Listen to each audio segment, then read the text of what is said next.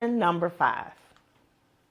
What is the quickest way I can get out of the rat race by creating more passive income? So this is a very common question. I see this question quite a bit. One of the quickest ways of getting out of the rat race by creating more passive income is first understanding what passive income is.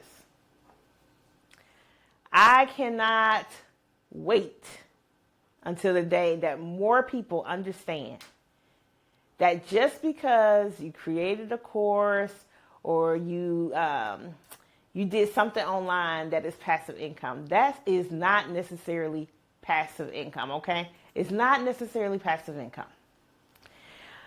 If you want to use the time to create passive income, passive means you are spending very little time in that business activity. There are a bunch of rules, but a really good rule of thumb is you are spending less than 100 hours a year on that activity. That's a really good rule of thumb. There are more, but a good rule of thumb to get you started is that you spend less than 100 hours a year on that activity. If you have a business that you spend less than 100 hours a year on, then that could potentially be considered a passive income stream.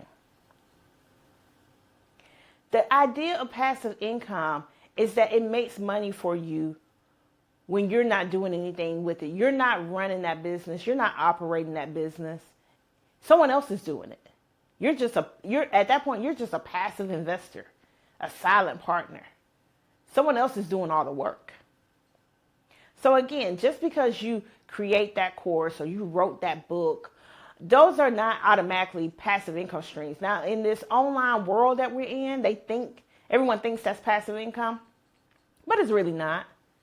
You still got to promote it. You still got to go on tour. You still got to do all these things. So that may not legitimately be a passive income stream. But a passive income stream could be,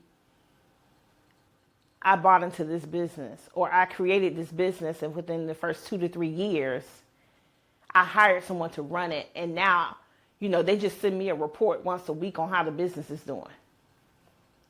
Yeah, that's passive income at that point. So I just want us to understand, when we talk about passive income, we really want to make sure we're talking about it from the lens of the IRS, because that's where you create more tax advantages. Otherwise, it is considered ordinary income, earned income, and it is taxed accordingly as well. So I hope you enjoyed these questions. Let me know if you have questions down in the comment box. Normally we would present an offer, but we're out of time today. So thanks so much for joining, and I hope you have a great day.